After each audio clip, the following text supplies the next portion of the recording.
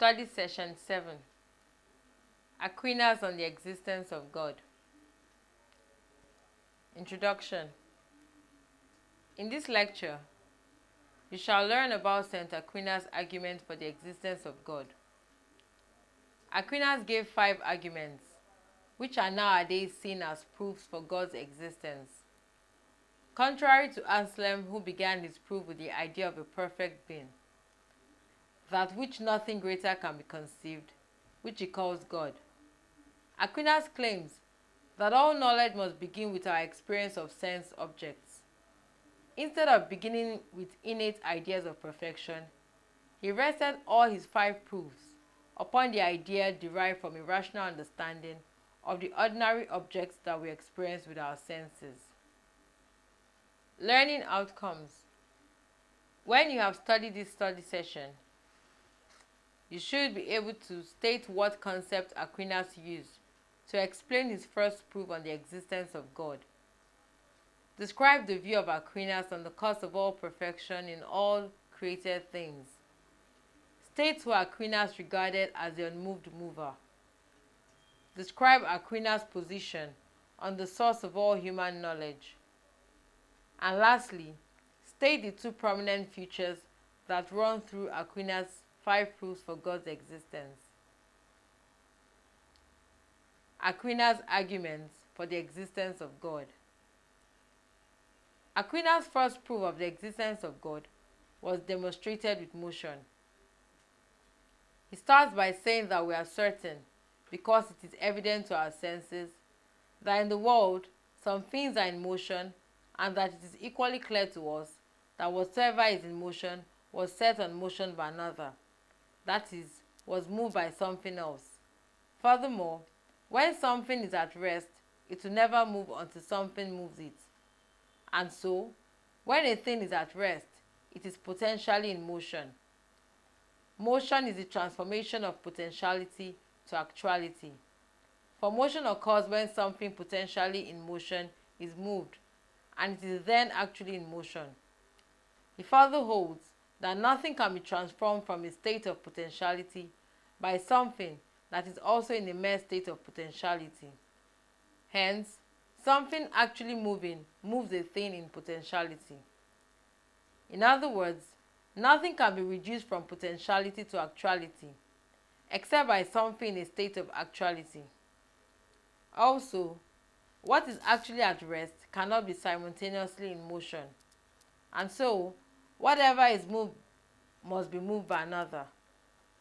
But then, for Aquinas, if we are to account for motion, we cannot do that by going back in an infinite regress, for it will seem that all are potentially movers. But there must be an unmoved mover who is actually itself, and that is God. Making this point clearer, he says, there must therefore be a mover who is able to move things, but which does not itself have to be moved. This mover, according to Aquinas, is God. In his proof from efficient cause, Aquinas holds that we experience different kinds of effects, and in every instance we assign an efficient cause to each effect. He says that the efficient cause of the statue is the work of sculptor, and if the activity of the sculptor is removed, we will not have the effect which is the statue. There are various efficient causes traceable as regards the sculptor. For instance, the parents of the sculptor are his or her efficient cause, and also the workers in the quarry are the efficient cause of this particular piece of marble's availability to the sculptor. This points to the fact that there are limitless efficient causes, since sculptors do not cause themselves, and statues do not cause themselves either. Since nothing can be prior to itself, a cause is prior to an effect. Each prior cause must have its own cause, and since we cannot continue to go this way, Aquinas points that there must then be a first efficient cause, to which everyone gives the name God. However, this led to his third proof from necessary versus possible being. And he says that in nature we find that things are possible to be and not to be. Such things are for him possible or contingent, because they do not always exist.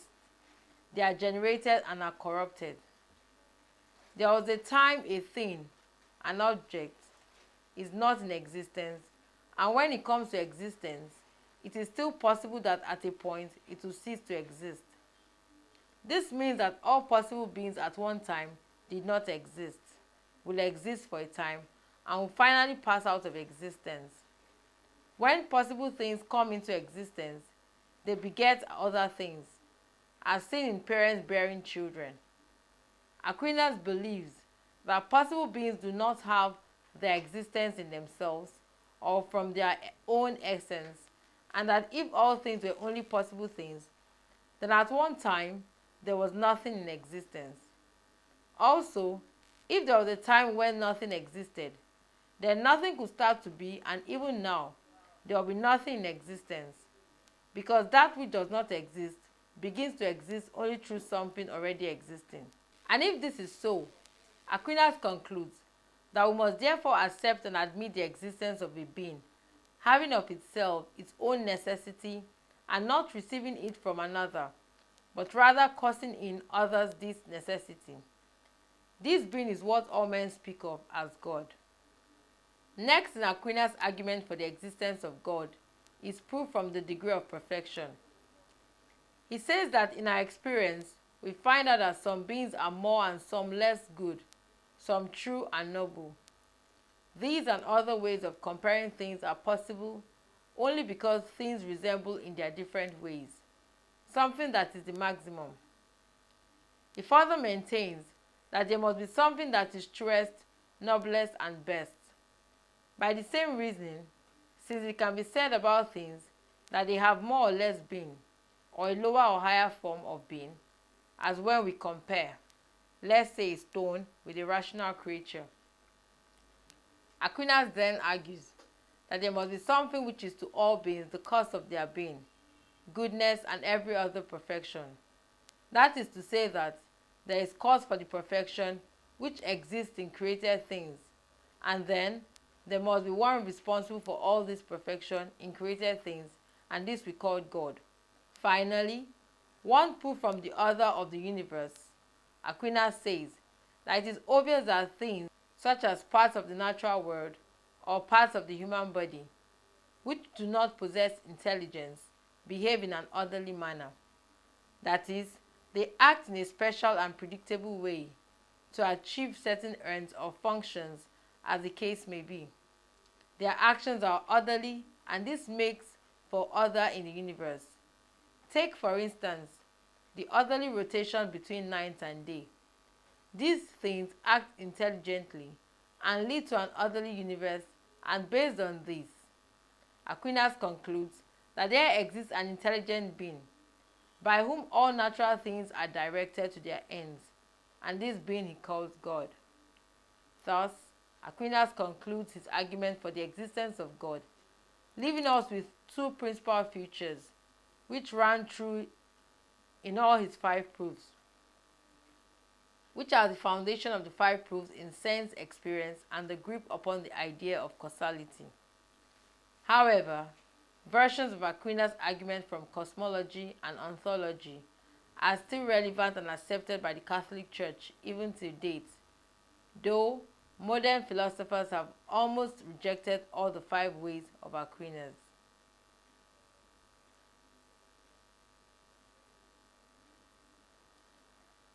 Aquinas on man's knowledge of God. Aquinas goes further to comment on man's knowledge of God.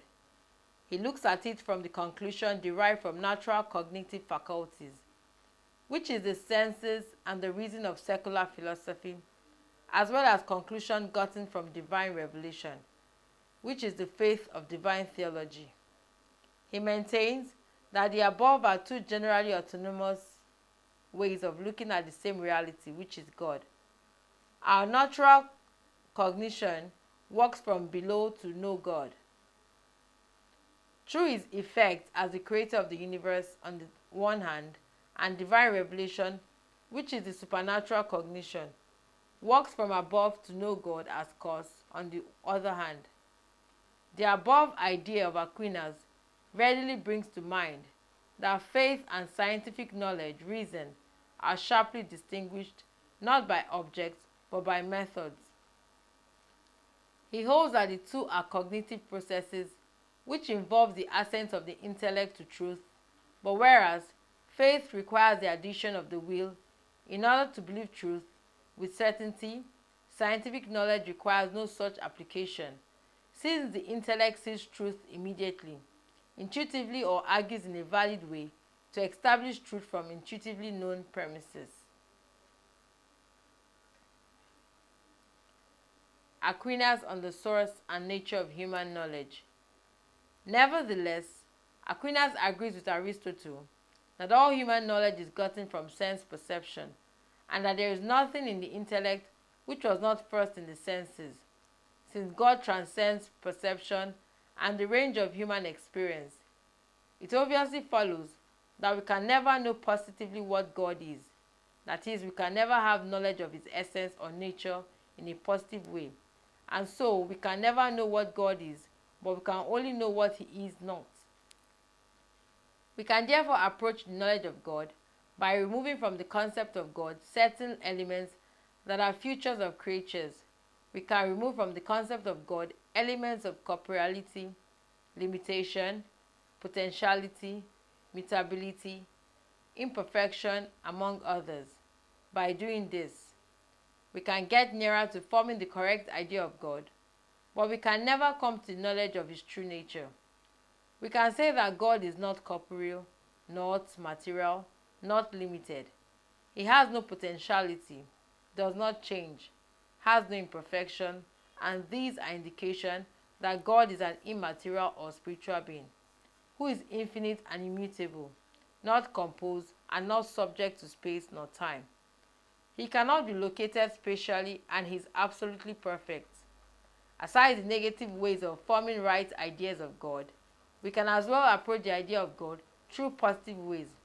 That is, when we get the idea of God through certain positive attributes which are shared in a limited way by creatures, but its fullness is found in God.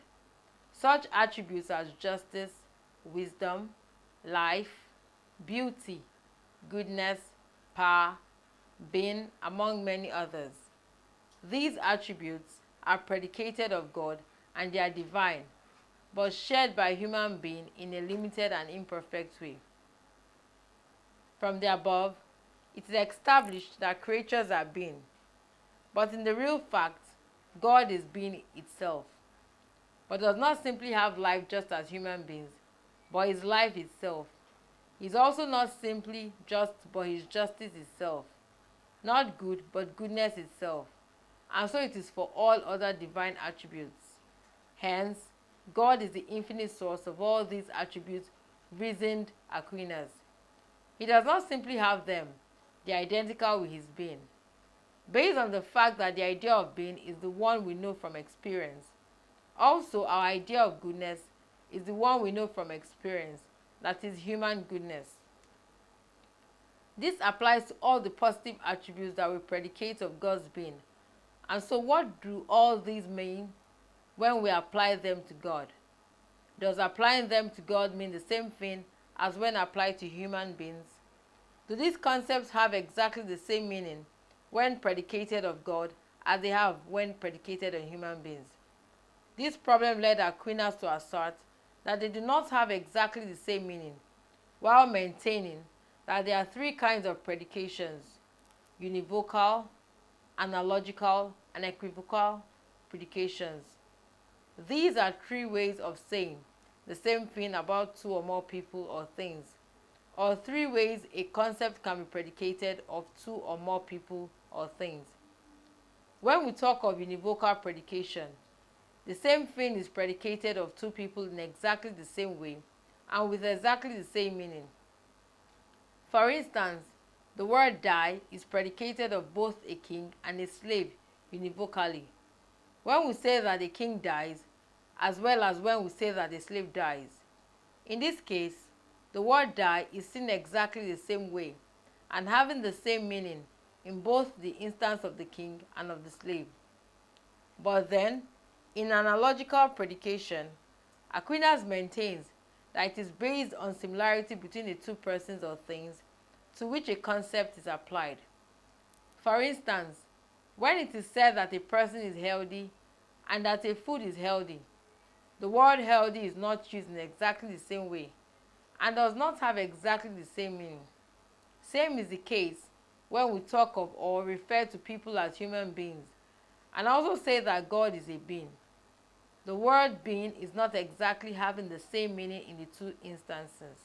Hence, it is not the same way man is a being that God is also said to be a being. The similarity and the differences are reflected in analogical predication, and so analogical predication implies that there is similarity and difference in the way terms or words are applied to two persons or things. Thus, the attributes predicated to both God and man is analogically predicated. Finally, on predications, Aquinas says that the same word is applied to two persons or things in completely different ways, with completely different meanings in equivocal predications. For example, when it is said that a ball is used to designate a kind of dance, and also to designate the round object played in a football game. Another instance is the case of a bat, which is used to designate an animal that flies as well as the instrument used for playing table tennis. We can see that there is no similarity between the two things, either bearing ball or bat, and they do not have the same meaning in their different applications. Following the three predications, Aquinas holds that when we apply the same words or concepts to both God and human beings, we are neither doing so univocally nor equivocally, but analogically. Hence, the attributes that are predicated to both God and human beings are predicated analogically. In other words, there is similarity and dissimilarity in the way concepts are applied to both. Although man is similar to God in some measures, but then man's likeness to God is an imperfect one, and so there are lots of differences in the way concepts are applied to God and human beings. We have looked at the attributes of God and how human beings share some of these attributes in an imperfect way. And so Aquinas says that having been created, every creature has a relation to God, and this relation is that of dependence. God created all things out of nothing and not out of pre-existing materials. The imminent question becomes, why did God create? Since He is infinite and needs nothing, and so has nothing to gain from creation. Creatures as they are cannot add anything to God's being, His happiness, His perfection, or even His glory. In an attempt to answer these questions, Aquinas maintains that God created in order to communicate His goodness to other beings.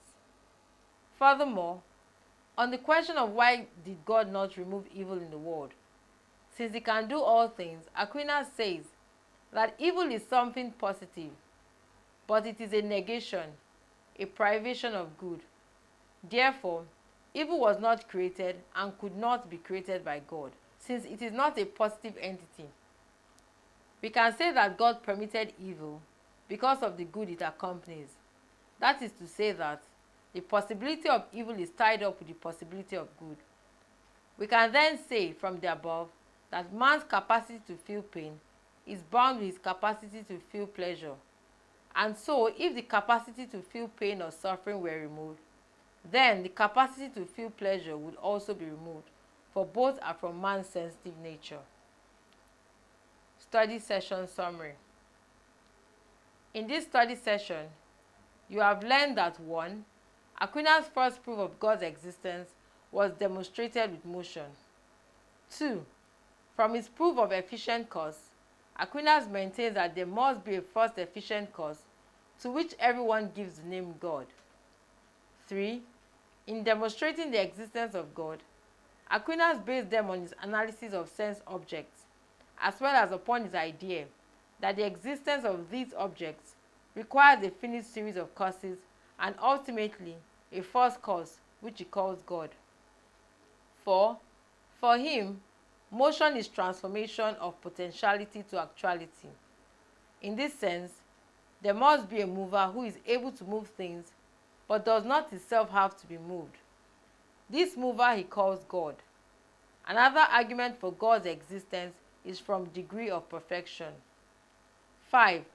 Aquinas maintains that the major feature of all sense objects is that their existence requires a cause, and so by the light of natural reason, the intellect knows by experiencing events, thus, that for every effect there must be a cause, and that nothing comes from nothing. End of study session 7.